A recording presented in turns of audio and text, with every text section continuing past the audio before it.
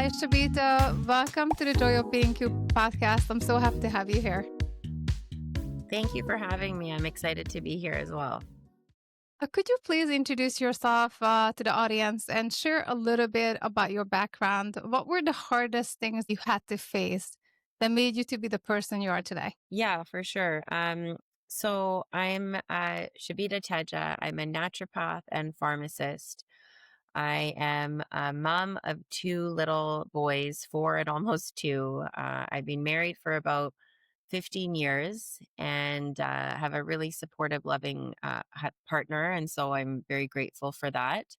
I grew up, me and my sister, so 19 months apart, very ambitious, results driven household. I would say my dad is a pharmacist or was a pharmacist for, years and years, owned 2 pharmacies. My mom's stay at home mom. So I grew up in that, you know, idyllic childhood, I would say. Um, and at 19, my whole life changed. I woke up with blood in my stool, got diagnosed with ulcerative colitis very quickly. It was the Christmas break of my first year of college. And so that December break, I remember just being on the couch and I lost 25 pounds and couldn't eat Wow. anything. And it was just, such a night and day change. And from Yeah. there till right now, currently I'm 41, I would say I've been on this journey of um, health, wellness, challenges. And then I would say in the last couple of years, a journey of discovery of what it means to truly be grounded and feel into my body rather than just being mentally driven. Because although I would say that I did my mind, body, soul every day from age of 19 to say 35, I was doing that, but I was almost checking off boxes in my head rather than truly Mm, feeling what it felt to complete something for my mind, body, and soul every day. So I still do that, but it's in a much different way. And so that's just a little snippet of my challenge. I do have central sensitization, which is a chronic pain condition that I was mm. diagnosed with about 10 years ago. I have a spinal cord stimulator. As a result of the ulcerative colitis, I don't have a colon anymore. I don't have a gallbladder. But I see and deal with patients on a day to day basis that have experienced, if the same challenges, if not worse, and more Mhm. in depth and more difficult and just in different ways. And so I relate to my patients on a daily hourly basis because I too have experienced what it feels like to not have any control over your body and not know where to take that next, like what to do to take that next step to move forward. So yeah, that's pretty much, just in a, in a nutshell, what my journey has been. Yeah, thank you so much for sharing that. So you said that you were diagnosed with UC at 19, right? What happened after? And it sounds like that was the beginning of your journey because then after that, you had other health challenges, and you were talking about 10 years ago. What was it? What was what you were saying? The um Central central. sensitization, Sorry, yeah, I just can't chronic even pain. remember these. Yeah. Yeah. No, I know. It's yeah. It was just recently on a diagnosis. I actually just did a talk for the Naturopathic Association a couple of weeks ago because even medical professionals don't know a lot about this newer diagnoses. So it's yeah, Mm, not interesting. your fault. Yeah, thank you. Thank you for that. Tell us a little bit more about your first diagnosis. What happened when you got diagnosed, and how did it change you, and how did it change your path? Yeah, so it completely shifted everything. I had a mindset of I'm going to be a career driven woman. And this is, in high school. I was very focused. I was doing advanced placement courses. Mind you, I had a younger sister who was always top of her class, always straight A's. And I was myself, but something never quite um, felt not authentic, but didn't feel comfortable. I didn't want to be this driven, always mentally push, push, push. And so, although I had said that I wanted to be a medical doctor, I had said that I wanted to be a pharmacist. Now, looking back, hindsight is everything. It was a lot of my family's competitiveness, family's ambition, and that sort of drive that pushed me in that direction. So I did do pharmacy. I finished at the University of British Columbia, and it took me 5 years to complete a 4-year program. Fast forward to naturopathic medicine, where it took me 9 years to complete a 4-year program because of my even more difficult health challenges that I went through at that time. So after being diagnosed with colitis, my whole perspective was, kind of assaulted. What did it like, and I'm a spiritual person, so I would pray and say, God, what are you doing to me? This is not funny anymore. That I'm taking the medication, it's not working. These doctors are telling me that the last stage of treatment is you removing your colon. I didn't want to do that. I didn't want to be so out of control. But what I didn't realize at the time is that I wasn't in my body at all, meaning I wasn't grounded. I didn't actually feel my body. I was all Mhm. up here, just completely Mhm. um, thought oriented. It was a lot of negative self talk. It was a lot of putting myself down, yet coupled with that type A personality, um, type A mentality, which is perfectionism and drive, drive, drive, and list of things to do and completing that things to do list and just being consumed with that when I wasn't feeling at all. So I believe now that my ulcerative colitis was a consequence of my just the way that I grew up and the thoughts and the conversations I was having with myself, that I'm not good Mm. enough, that I needed to be maybe as good as my sister or as good as X, Y, and Z person that my parents would point out and say, look at this amazing doctor that's doing this work and hasn't stopped working and, would be celebrated for that almost. And so I thought Mm. that that was success. I thought that reaching a quote unquote apex was becoming a medical doctor, was becoming a specialist, was working till you were, haggard and fried, and that was success. But, Mm. Like being God, the the hero and universe, stuff, sacrificing. Yeah. sacrifice. Yeah, and almost being celebrated for that sacrifice. And I think Mhm. that's why I had the narrative in high school that I'm going to be a career driven woman. I don't care if I'm not married. I don't care if I don't have a kid. I would watch, ER, this old show. This is, this podcast is Mhm. I in remember. 2025, but this is like, you remember that? Yeah. I That's would be like, I'm going to be like one of those and in the hospital all day and just, not stop to eat and be completely, but it was for the notion was a positive one. The notion was a noble one to help others, but it Mhm. was also ego driven, right? The reason I Mhm. was doing all of that was because I thought that that is how I would get love and acceptance and sort of a pat on the back, Shabita, we're proud of you. When, Mhm. and it's nothing that my parents did. I don't say any of this to put my parents down. They did an amazing job. That's why I say I had an idyllic childhood, but it was the thoughts that I was forming in my own head of being, what does it mean to be a quote unquote good girl? What does it mean to Mhm. be ambitious? Those definitions from high school to now have completely shifted for me. And so I Wow. would say ulcerative colitis, it was a big, big driving factor because when your body has failed you, or I thought failed me, and in fact hadn't failed me at all, it had given me tools and teachings to say, listen, I'm here, slow down. I'm here, listen to me, pay attention to this pain, pay attention to your gut. But I took that as this was a symptom that I had to shut down. And Mhm. unfortunately, the conventional medical system also feeds into that, right? Here Of is a course. symptom. We have to match it to a diagnosis, we match it to a treatment, and it's all about shutting that down. And rightfully so. They are amazing at what they do.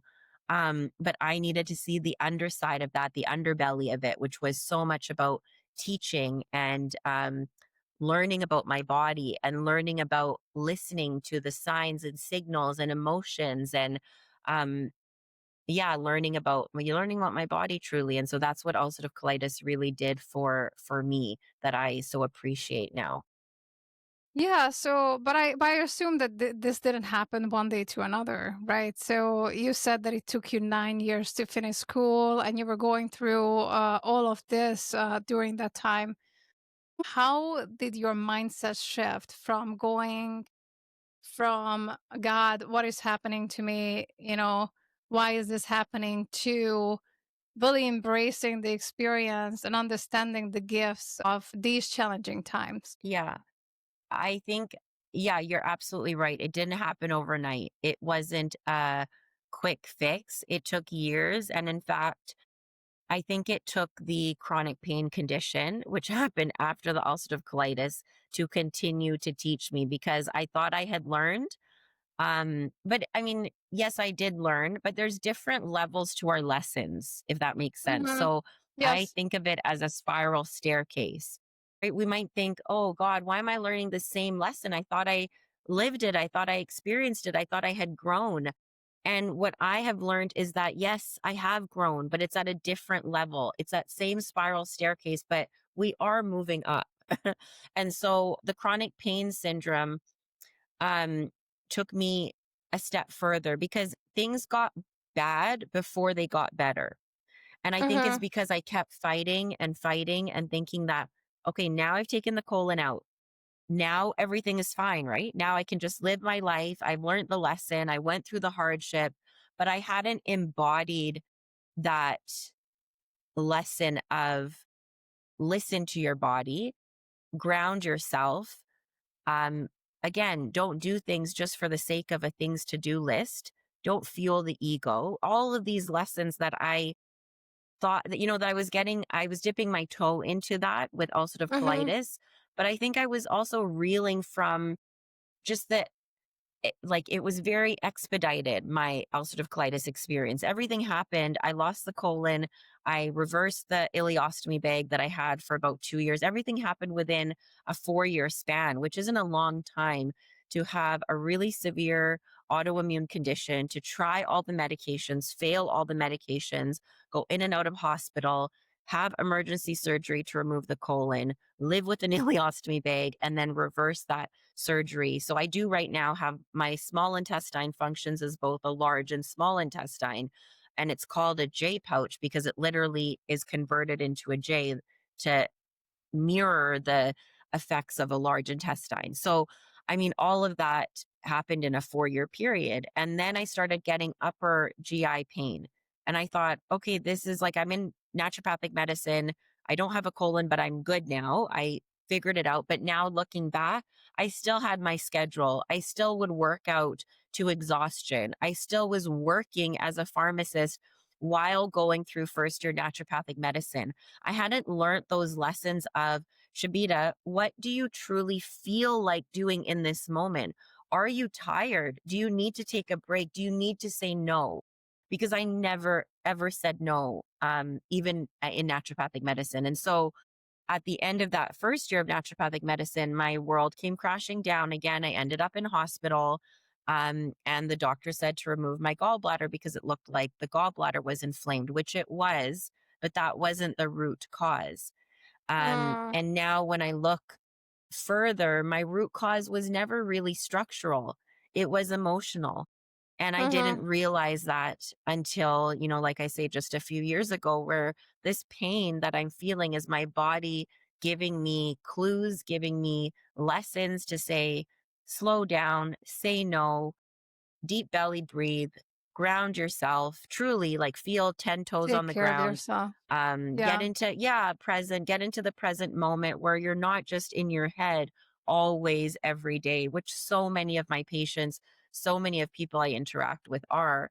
And so that, yeah, is where that shift started to happen. And I needed that second wave of a physical condition or physical syndrome to again further that lesson. So no, it doesn't happen in a day. It doesn't happen in a few months. For me, it took years. And all of us are on a learning journey, right? So I'm sure I'll look when 100%. I'm 60 years old, if, God willing, I make it to that and look back and say, oh, these are the lessons I learned from 40 to 50, 50 to 60. But sitting here today at 41, I can definitely say that it took years of these hardships that really made me stop, because I think God, the universe, needed me to physically stop. Otherwise, I wasn't going to stop. I was going to continue to keep going, going, going Uh, at the expense uh-huh. of everything else. Yeah, so I have a theory about this because uh I am a survival, right? I'm a type of person myself who moved to this country by herself, had to go through a lot of stuff, had to learn to lean on myself. And I pushed and pushed and pushed and pushed. And I have gone through a lot of things. And I feel like that the more we are in this survival mode, the more resistance we have to change. When we have all this resistance, it takes us longer to learn to learn a lesson Yes. because it's Yes. because of the emotional and mental strength people have. I feel like it sometimes makes their journey harder because it takes so longer to break the pattern. Yes. Yeah. Oh my goodness. That so resonates with me. Yes, Yeah. absolutely. Yeah. The Yeah, your stronger, story is I think the definitely stronger yeah. it Yeah. resonates. What you're saying really resonates with me, because yes, it does take time. And not only to not break it, but just to get through, like to get through to me. It took multiple conditions to say, listen, stop, stop and ask yourself, what is your why? Because I was just motoring along mentally. And so now I Yeah, do sounds integration work familiar. where, yeah, yeah, because we're so mentally driven that I now integrate and think, okay, let me connect my mind and body and obviously my spiritual consciousness and integrate that together. And that is from a whole place. Then I can move through life. I was just mentally pushing and my body would maybe catch up. And I would say this to healthcare providers. I would say, I can do anything I set my mind to. My body is just not cooperating. And I would literally Mhm. say this as like, can you help me fix this? Fix this body so that it can catch up to my mind. What I didn't Oh, realize wow. is that I had the The other way tools around. in Yeah. myself. Yeah. There was no The only need to thing that go your and body ask for help. yeah, the only thing that your body needed is for you to start listening. 100%. Yes. Yes. So this sounds like this sounds like that you have been going through. So you said you were 19 years old, you were 40. You said that are you 40 or I'm 41? 41. 40. Okay, 41. so Yeah. this is a 22-year-old journey, and you said that you kind Yeah. of got to this point not too long ago. Like how many years ago you actually got to the point when you said, "Okay, I just literally need to shift my approach," which is I need to be in touch with my body. I need to live with it, not just use it. You know what I mean? Like I need to Yeah. embody myself My in a body. way Yeah. in my body Yeah. Yeah. instead of Embody my body. instead of just going through life using the body as a tool. Like Yes. when was that moment for I you? would say, yeah, that moment, I can't remember actually a specific time where it was like, okay, this is it. This is what I need to do. I actually can remember a few moments along the way. Like I remember having um uh just like these aha moments where it's like, okay, I've had enough, or this can't keep going on. And I look back at like journal entries, or Mhm. I would keep notes on my phone and look back and say, oh my goodness, the despair, the desperation, the pleading with the universe to say, what am I doing wrong here? Like, why is this happening? Why does this keep Mhm. happening? And I would say not until it was way beyond, like, it was after my spinal cord stimulator, which I had implanted 11 years ago now. Um, I would say in the last like 7 years, 6 or 7 years. So this is Mhm. after I graduated from naturopathic medicine. I became a naturopathic doctor in 2018. So what is that? Yeah, 7 years. I would say after the schooling, after after I became in control again of my schedule, because when you're a student and you are having to jump through hoops and satisfy this requirement and this requirement, I knew in my head that it wasn't healthy. But I also had this gut feeling that because I had many chances, opportunities admin telling me, beyond 7 years of this program, you need to actually write us a letter and say that you need to break the protocol to continue as a naturopath. So I had many chances, let's say, to say, okay, I'm not being a naturopath. This is too much. But I Uh-huh. had it in my gut. I could just see myself sitting on the other side of a patient and see myself in clinic and see myself walking across that graduation stage. I just knew that, okay, this is short term pain for long term gain, for lack Gain. of a Yeah. better term. But yeah, in the Mhm. last 7 years, once I had control over my own schedule and I could say, if I want to say no, I'm going to say no. And I think that's why the first few years of practice were a lot of, calling patients to reschedule and saying, I can't come in today, or having quote unquote flare ups of the pain. And I still referred to them 7 years ago as flare ups because I thought it was the body controlling me. Not until the last 8 months, I would say. So, not even a year. So, 7 years for me to gain control of my own schedule and realize the power of saying no, and 7 to 8 months for me to realize that my body is, I'm not just here to be a slave to it or a slave to my mind. I need to fully integrate and be grounded and be present. And, those are all buzzwords, I realize, but they pack a big punch. And so yeah, I'm on this journey to this day. But I would say the last 7 to 8 months, it's really hit me where I'm like, well, because I feel my pain is no longer present or flared up because Wow. it's coming from an emotional place. And so when I Uh-huh. feel the pain, I'm not fearful. I stop and I think, what is my like body, Shabita, what are you trying to tell me? What emotional thing is happening? If my parents are fighting or if there's some sort of upheaval on the outside of things, my dad's going through his own mental health struggle currently, and I will feel it on my inside. But now I don't immediately, if I have nausea, I don't immediately take a Gravol, or if I have pain, I don't immediately take a pain medication. I will stop, I will deep breathe, and I will realize that, like, look around, look inside, and say, what is it that's driving this? Because it's not something to be shut down, it's something to learn from. And that's what I've learned in the last 7 to 8 months, I would say. That's amazing and that's beautiful. And but as you're speaking, I can't even imagine that you've been living with so much pain because it doesn't show on your energy. I can't see that pain in your I can't hear the pain in your voice or see the pain in you. So, but I That wanna means a lot. Thank you. yeah. That really means a lot Yeah, I mean, to me. I So can't thank even you. Don't know how much imagine that means, going actually. through yeah, I can't even imagine you going through this for so many years.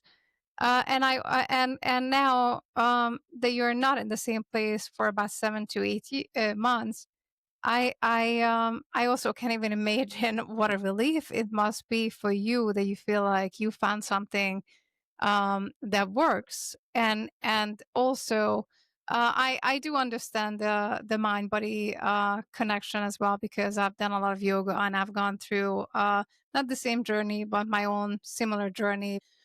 Um, and I do understand that integration, which is what I said before. It's not using the body, but kind of like embodying myself in the body and living life together, right? As one being, not Right. separate beings. Um, Tell me a little bit about how does it feel now compared to how you were feeling before? I feel a lot of pain. I heard a lot of frustration. You used the word despair in the past. Can you tell me a little bit about, in contrast to how you were feeling then and how you are feeling now? Yeah, for sure. I mean, first of all, that just means so much that you can, sense and see my energy. It means a lot to me because just a few months ago, I don't know how I even came across this. On your phone, sometimes it'll pull up memories, or you're like, Uh-huh. oh, okay, where did this come from? So I happened to stumble upon a video that I had sent to my husband. This was when we were first married. So it was, probably closer to 12, 13 years ago. And looked at myself and I didn't recognize myself. I was in my pajamas.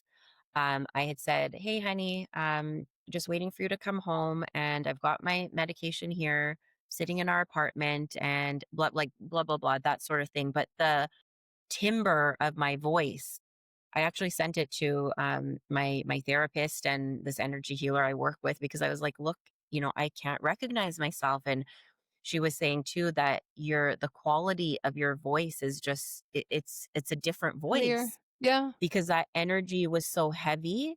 I was trying to be upbeat for my husband. I was sending him a message during his work day to say, I'm thinking of you. I'm here.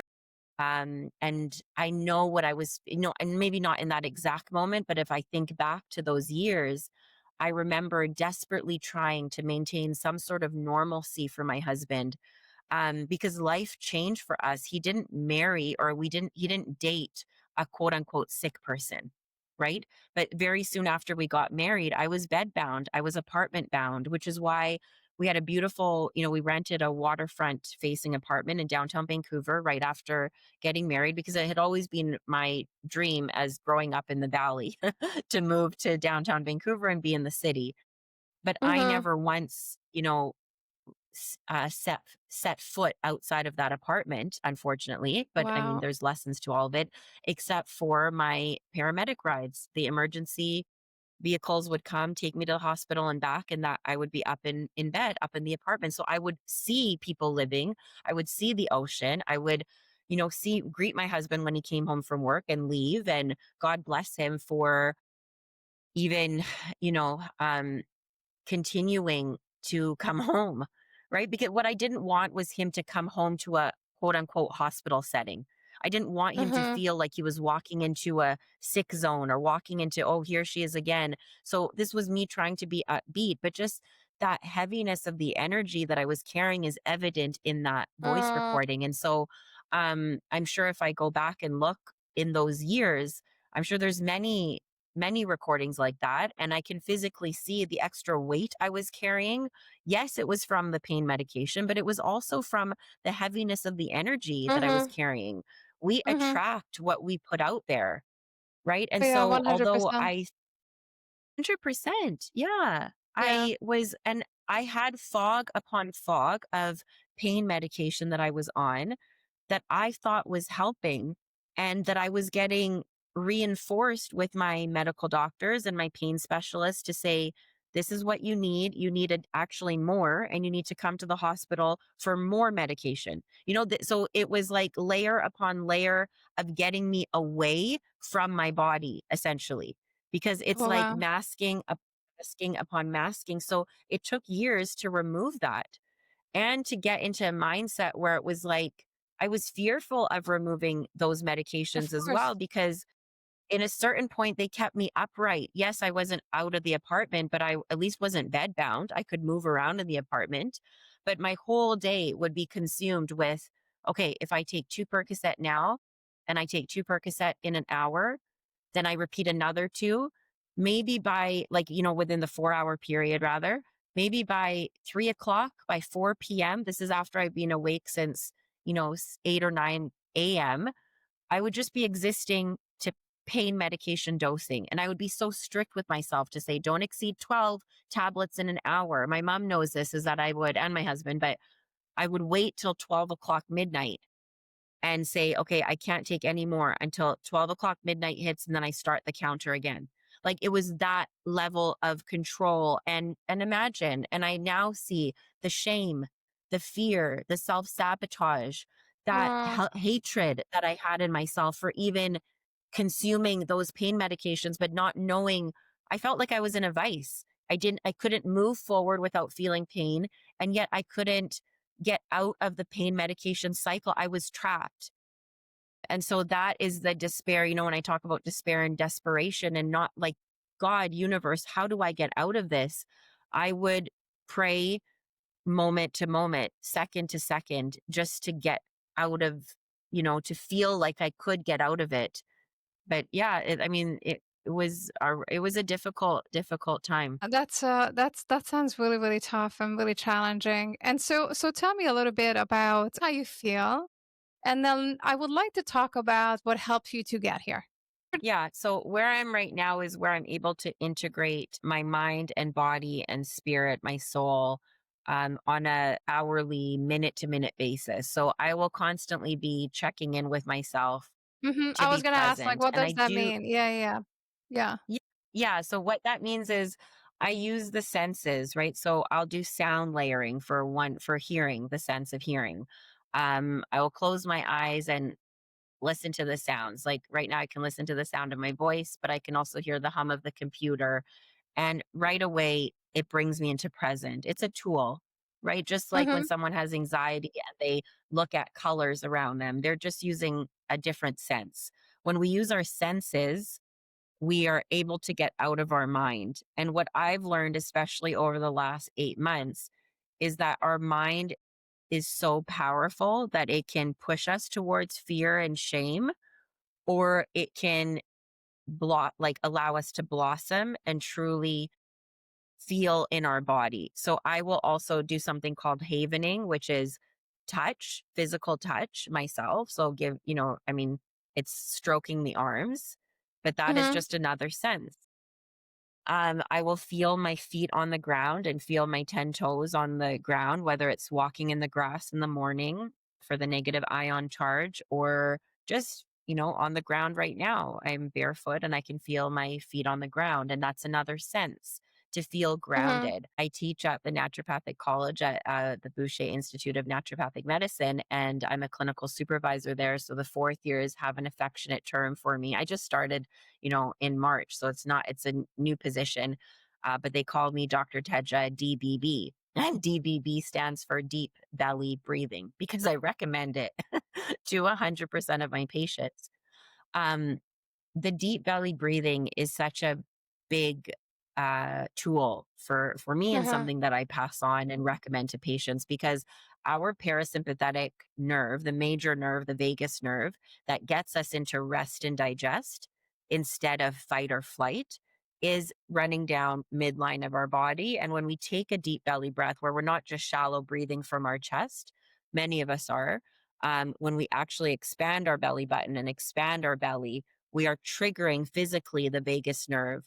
We can also do this when we exhale longer for when we inhale. So you'll hear, like yogis or meditation will say, take a deep inhale for 4 seconds and exhale for 6 seconds.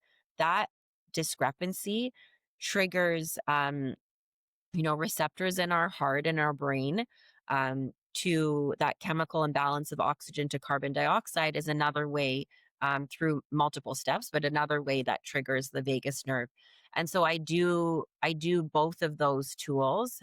And I don't just take one deep belly breath. Like I will sit there and fill my lungs and belly with oxygen because very often, if I get to that point where I need to remind myself to deep belly breathe, it's because I am very stressed and very anxious and need oxygen. We need to Mhm. oxygenate ourselves. And it's such a simple tool, but there's a Yeah. reason yoga is so popular and meditation is so popular. And that's something that, people that are recommending X, Y, and Z to balance our nervous system are utilizing those simple foundational tools because they work. So those are the tools that I employ on a day-to-day, hour-to-hour Mhm. basis to help get inside my body and to help actually feel. And then imagine the pain now. The pain is so much more a tool rather than something that I'm actively trying to stop or actively trying to distract myself from. I spent probably at least a decade of those 20 years that I'm talking about, at Yeah. least a decade of that distracting. So my tool, if you'd asked me 15 years ago, I would have said, Eva, my tool is to put on my headphones and to watch Netflix or to watch a funny show because I need to distract and get out of my brain, get Mhm. out of So my instead body. of instead And of that's getting like in touch, me. yeah. Yeah.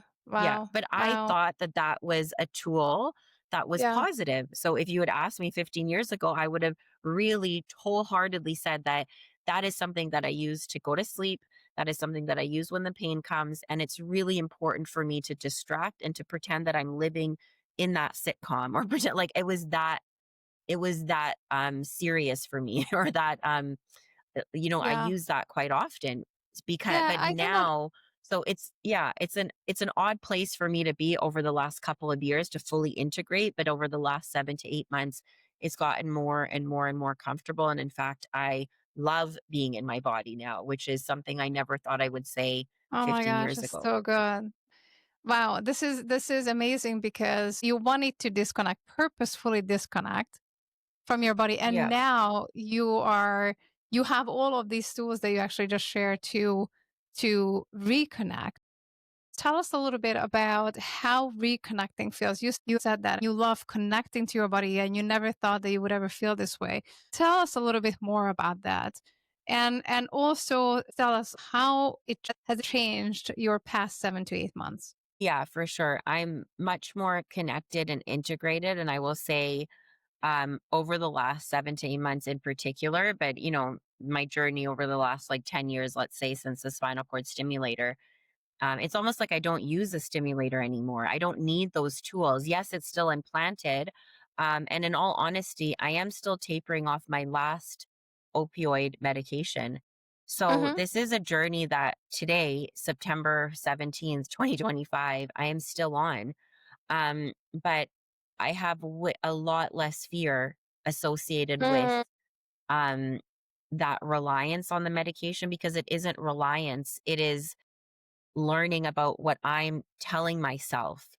I mean, between our ears is the most powerful tool, most powerful muscle. So yeah. I am learning about what I do to distract from the uneasy, uncomfortable feelings, because we all have that, right? I'm not going to sit here and Mhm. say I never get stressed. I never get anxious. I do on a daily basis. So, but the tools that Mhm. I use, like I mentioned, the deep belly breathing and connection and senses and grounding, um, help me feel in my body and help the fear then dissipate. And you feel more connected to yourself, and you feel that you're able to, from that place, then make a decision about, okay, what's the next step that I'm gonna take here. Mm. Because Mhm. and as a naturopath, I learned so much about neuroplasticity and getting out of that fight or flight state. So because I love the medicine that I practice, and the beauty of the medicine that I practice is that we're integrating mental, physical, and emotional health for every patient. And so I literally am practicing what I'm preaching on a daily basis, because it is the tools that I've used to get out of that despair and desperation and distraction, the 3Ds, Mhm. into Mhm. into myself, and to actually, like I say, use the pain when it comes, or use the stress and anxiety when it comes, as a teachable tool. And I'm working with my body now instead of against it, because I was always against my body, always. Yeah. Yeah. I think that a lot of people live like that because this is something that we kind of have to relearn or learn altogether. Yeah. I am a Kundalini yogi, so I'm very familiar with like doing the exercises, breathing exercises, and Mhm. also the stress connection of stress to any type of pain and issues and challenges that we actually have in our lives, in our bodies, and in our lives equally. So you said that when you deeply connect with yourself and then you make the decision of what you need to do. So would you say that connecting to your body helps you to make decisions in your life that is more in alignment with how you feel and what you want? Yeah, so it goes from simple decisions of, like, we all have choices every day, right? And when I talk to patients about healthy choices, diet choices, exercise choices, supplement choices, I mean, it's a choice to, sit here and talk with you, and then be present with my children for their bedtime routine. Like, it's a choice. Everything is a choice. So what I mean by the Mhm. decisions is, like, I'll give you an example for today, right? Had a day off. I signed up, I have a Pilates membership. I'm starting that after yoga. I did, my couple months of yoga and doing Pilates now. And um I didn't there was a lot of traffic. I dropped my kids off to daycare and I didn't make it to Pilates class. But that would have set me over the edge even a Mhm. couple years Mhm. ago. This is Mhm. what I need to do. I need to exercise today. When am I else am I going to fit it in? But getting into my body, grounding myself, deep breathing, and then making a decision of, okay, how do I truly feel? I'm tired. I'm fatigued. I'm going to go do an errand, go home and rest. And I slept for 3 hours today, 3 hours, Oh, because wow, that's good what for my you. body needed. And so that is something that I never would have done, haven't learned to do until the last few years, and especially in the last um 8 months, like I'm saying, where um those are the decisions that I'm talking about, is I'm making it after employing the tools. I love it. I love it. And I want to congratulate you because I think that it's really, really hard. It's really hard to get out of that mindset that just constantly pushes you forward, and you're in, because I think that that's survival mode, right? You just go Yeah. go go go go because you feel like you kind of have to go, because if you don't go, then you're not going to survive, because you're going to have to keep up with the things that you've been doing in order for you to survive. So now if you're going to stop, what's going to happen? And there's this whole panic around it. And anyway, your nervous system is in the panic already, so you're going to be panicking, trying to make a different decision. So it's kind of like it's Yeah. all chaotic. And you can probably Yeah. hear from the way that I talk about this that I have been there many times, Yes. Oh, many times sure. in my life. Yeah. Yeah. But I do understand how extremely hard it is to break the mindset so you can actually start making different decisions.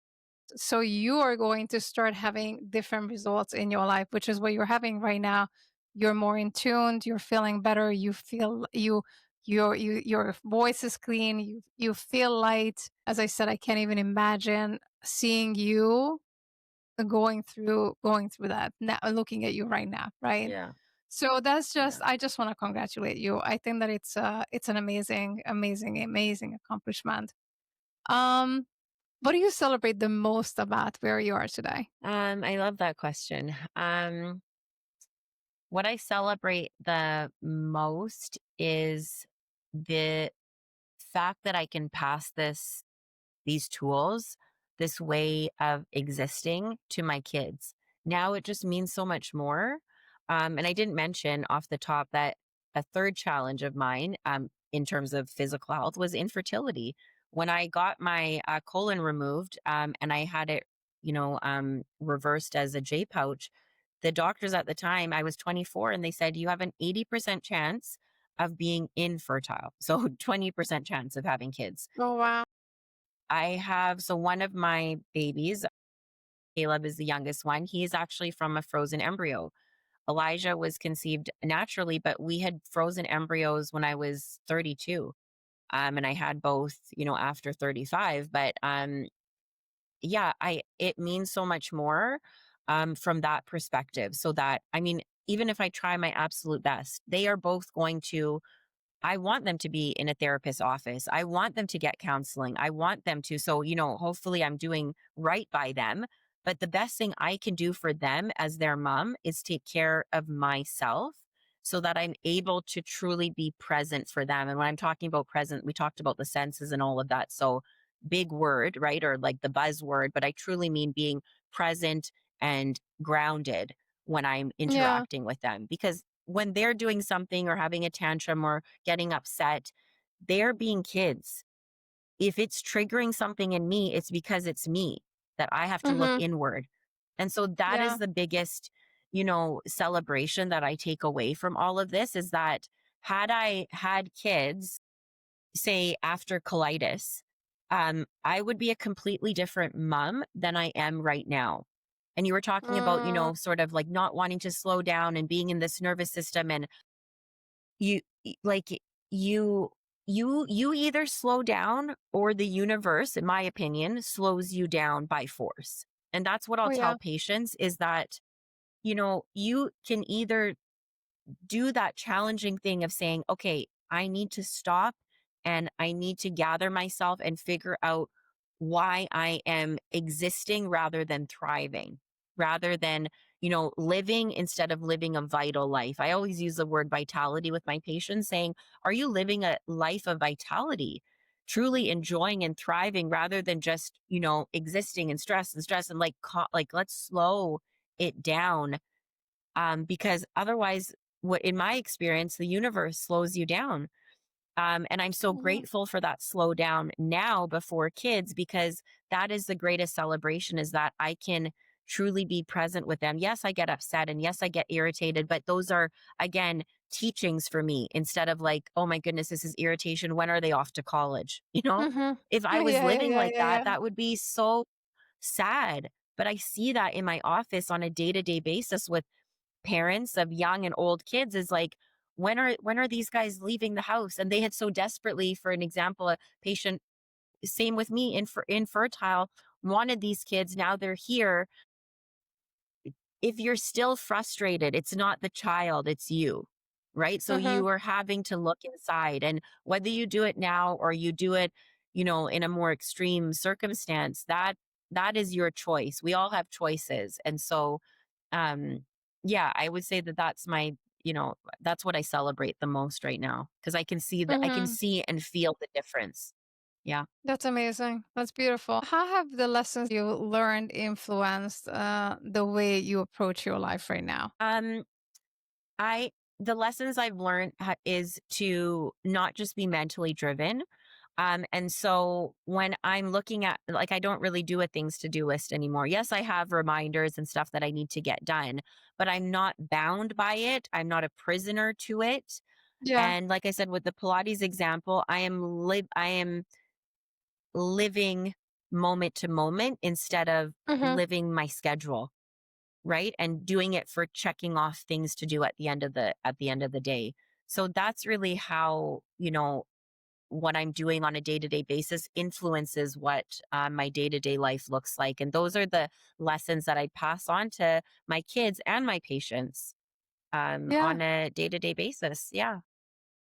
Yeah, that's amazing. It's a relief when you live like that, when nothing is holding you. You're free Yeah. to make your own choices. You know what I mean? Right. Yeah, yeah, exactly. You're not a prisoner, you're not bound by Yeah. the Yeah. emotion, right? Because we all life is going to happen, stress is going to Yeah. happen.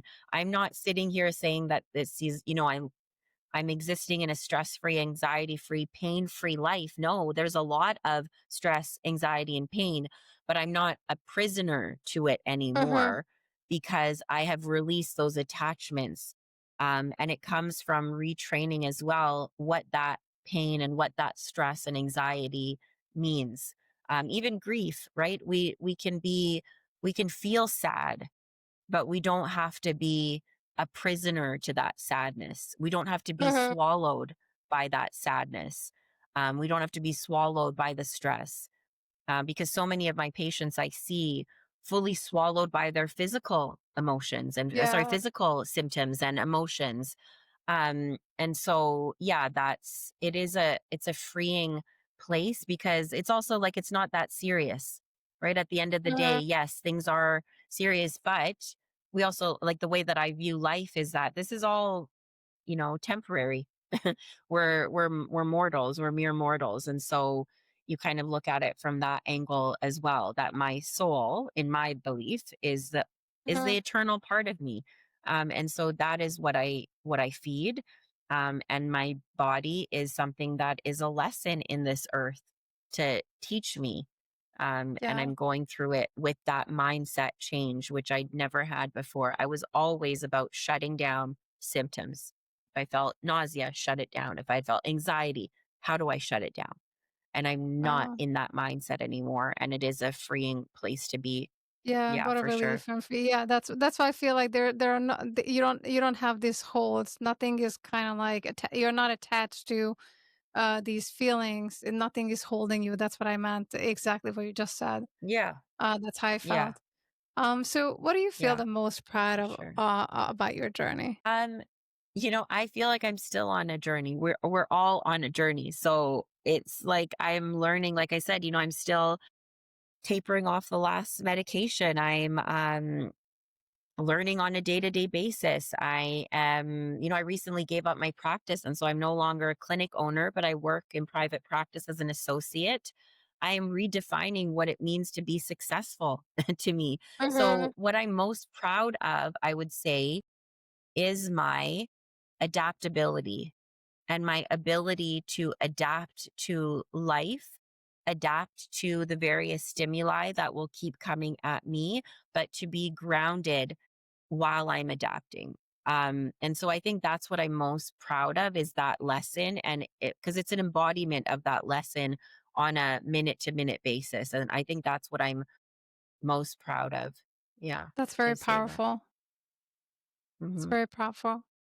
So we got to our closing questions. I asked 3 questions from every guest at the end of the podcast. So the first one is, what advice would you give to your past self who is struggling, who is in the Oh, midst of the pain, and can't see the solutions yet? yes. That is such a powerful question. And I'm thinking of myself in that moment of despair when I was on Mm-hmm. that couch and probably right before, or after leaving that voicemail for my voice recording for my husband. I would say, Shabita, inhale deeply and exhale. And I would just say to breathe and give me that, because I'm scientific minded, I give me that reasoning of what it does to the vagus nerve and getting me into rest and digest and inhale, um, inhale life and exhale pain and Mm, inhale, you know, power and exhale shame, and inhale purpose and freedom and exhale fear. Yeah, that's what I would tell myself. Yeah. wow, that's so powerful. Thank you. Thank you so much for sharing that. What is the biggest lesson you learned on your journey? Yeah, so like I said, I'm still on the journey. The greatest lesson right now is um that I that I stay grounded. And because there's always things around us, stimuli, stress, anxiety, pain, that lifts us out of the groundedness state, out of our body Mhm, and into our mind. And so I will see that in patients as well, where I'm like, we need to bring the energy down into your toes, literally, mhm. because we're just up here, we're existing up here, and we're not feeling at all. And so, yeah, that I would say that would be the greatest thing. That's great. That's great. That's a great advice as well. Just to when you feel outside of your body, just bring the energy back and straight down to your toes to just be in your body and not in your mind. That's beautiful. What advice would you share with someone who is going through similar challenges that you have been through? Wow. Yeah. I mean, I see this on a day to day basis in my clinic. There's so many patients out there with chronic pain conditions. I see a lot of GI conditions. And what I will say to them, and I'm going to reiterate, like repeat here, is that yes, we can do the diet, we can do the exercise, we can do the nutraceuticals, we can do the turmeric and the probiotics and the omega oils. But in my experience, none of that is going to shift the needle to complete remission or healing if you are not looking inside yourself in how you process stress and what is your self talk. Because it's more than Mhm, just being a type A personality or perfectionist. And I think we know scientifically women, are between 2 to 6 times more likely to get an autoimmune condition. There's a reason for that. And I think because as women, we wear so many hats, but we mm, adapt at the expense of our authenticity. Gabor Mate said that, and it's something that really stuck. Indigenous women are 6 times more likely to get an autoimmune condition. And that's not a coincidence because we're constantly adapting for others, doing for mhm, others at the expense of our authenticity, our groundedness. So that's what I tell patients on a day to day basis is that here are all the tools and this is all the science and everything here. But that's a third of the 2/3 of the picture. The last third is what is your self talk? What mhm, is authentic to you? And it might mean giving up that relationship. It might mean giving up that job or changing. Like these are not small things to do, right? It's not small shifts. They're big shifts. But I drop that pebble into the lake and just let it sit for in their consciousness. mhm. And they might not be ready now. They might not be ready a month from now, a year follow up. But, I see it time and time again with patients is like, yeah, I see what you're saying. And now I'm in remission because of X, Y, and Z that I changed. Or so that's what Yeah, I would really tell patients. And I mean, tell that's someone going through the exact same thing as me. Yeah, years ago. that's that's amazing. And by the way, Dr. Gabor Mate is one of my favorite mentors. I love his work. When the Body Says No, one of his books No. was one of my Yes. Bibles, and one of the first Yes. first books that I read about the stress and the disease connection. I really Yeah. appreciate his work, and I really love that Yes. advice. And I can see that, when people are in the middle of the pain, even if you can see the solution for them, sometimes people are not ready to make changes. And I just love that they sometimes you just say certain things, and it seeds in their minds, and they might not make the decision that they have to, or the change they have to make right away, but when they do, then they start feeling the difference. With what you Yes. said, what's really important is that everybody has their own timeline, and everybody needs to honor that timeline, and nobody can Yes. tell anyone what to do and how to do it and when to do it. No, exactly. And we meet, I mean, as a naturopath, I meet the patient where they're at that Yeah. visit, Yeah. right? And Yeah, that's and that's what what you're that's what I saying. also Yeah. loved. Yeah. Yeah, that's what I also loved about what you said, because that's what you do. Is there anything you would like to share with the listeners? And before we end the podcast, I just wanted to ask you to share where people can find you if they want to find you. Before we go there, is there anything else, a last thought you want to share? Um, no, well, I mean, this has been so much fun. And yes, if I didn't have my kids knocking at my door right now, I would continue to talk to you because this has been so amazing. And I just so appreciate the work that you do and the awareness that you bring to not only challenges, but especially women overcoming obstacles and challenges and sharing that because I think a tool that I didn't have 20 years ago would have been podcast to just pop one in and listen. And so I think the work that you're doing is amazing. And so thank you for that. Thank you for having me on. I really, really appreciate that. And I hope someone listening to this today, if they're in bed, if they're in their pajamas, in the fetal position like I was, and popping this in, that they start to deep belly breathe and then they start to have this sort of awareness. Like we said, it might not happen that moment. It might not happen in a month or 6 months, but it's a drop in the bucket and it starts Hmm. that ripple effect. So that's, I guess, just to end, I would say be open to change, be open to the possibility of a life led with vitality, because I think that is that is step one. So if you are in bed right now in the fetal position, bed bound in your pajamas, if you believe that you can live a life of vitality, chances are you will. Because I mean, I Yeah. always had that drive. I always, something in my gut was like, no, I'm not content here. This is not my life. This is not the way Hmm. this is not how my story is going to be written. I just didn't know the how of how I would get Mm. there, but I knew it. And that's what I'm saying with the naturopathic, it took me 9 years to complete the program. I kept visualize yourself active and, you know, frolicking in the beach or in the ocean or sand between your toes, whatever your, ultimate is for joy. If you keep repeating that, eventually your mind, body, spirit listens and it embodies that. So that's, I mean, what I'd Yeah. want to end with to give some, um, tools of empowerment to those of to your listeners, essentially. Yeah, I love it, and thank you so much. And I just want to kind of highlight what you said, hoping that it's going to also give a little bit more, push for people to, move towards what you said, because you said that if you're afraid of change, and then you also said take deep breaths. So I just want to add, just for awareness, that when we are in fear and when we are in survival mode, we are afraid of change. That's the pattern. And the way that we can get out of the survival mode is with what you said, taking those deep breaths and really relaxing our nervous system, and connecting. And then eventually then we are going to be able to connect to the place, that the space or emotional space of joy, right? then we are Yeah. stepping into a different persona, a different energy of who we are.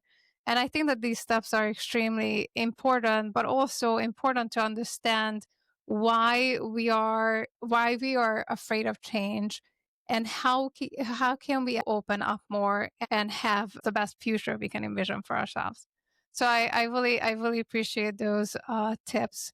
Thank you so much. And please Thank you. just share with the listeners where they can find you.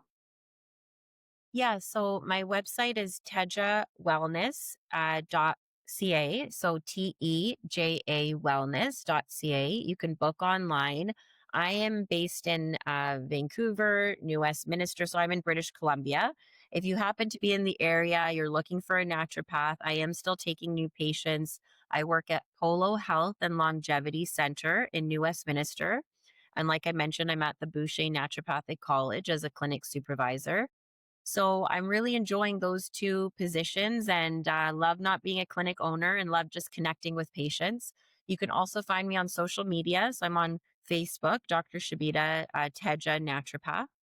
And then Instagram, I'm posting a lot lately, just, stories and things with my kids and sheet pan meals I'm doing and going to yoga and Pilates and just like sharing what I'm doing on a day-to-day basis and helping along the way if, people have feedback. So it's dr.shabitateja.nd. So you can Thank you hopefully so have those much. in the show notes, people. Yeah, Oh, and I was just gonna say that I'm going to list this information in the description of the podcast. And I actually wanted sure. to ask you one more thing. Do you talk to a patient over Zoom? Is it possible for you to meet them over Zoom, or are you only doing in person sessions? No, I do a lot of telehealth visits. So over video, Perfect. over phone. So So yeah, they so they don't can have to book be in online. Vancouver. No, they don't. No, they don't. Okay, Yeah, that's perfect. a I really just good wanted to make sure that, yeah, I just wanted to make sure yeah, that everybody knows that. that's a really good point actually. And yeah, post COVID, the pandemic really helped all of us, right, relate better on Zoom and telehealth. And so yeah, I definitely talk to patients a lot over telehealth. So thank you for that, Eva. Yeah, that's perfect. Thank you So, so much. yes, I wanted to thank you so much for sharing your story. And I say this, every person who comes on this podcast, they're so openly sharing their story, and I just can't express how valuable it is. Because as you said that when you were back in the pain, and if you had a podcast, you could just like start listening to it, and maybe you would have started your journey sooner, or maybe you would have been where you are right now sooner. But I Sure. also want to say that it's not just doing the podcast, but also you being the guest and sharing your story and sharing your tools and sharing your struggles and also your triumphs that helps people to get where you are. So I just want to say how much I appreciate you stepping up and sharing your story and being vulnerable and having the courage to go through what you're going through and be vulnerable about it. So I just want to say that I really honor you, and I really appreciate you being on the podcast. Thank you so much, Eva. It was a pleasure. Such a pleasure. Thank you. Thank you.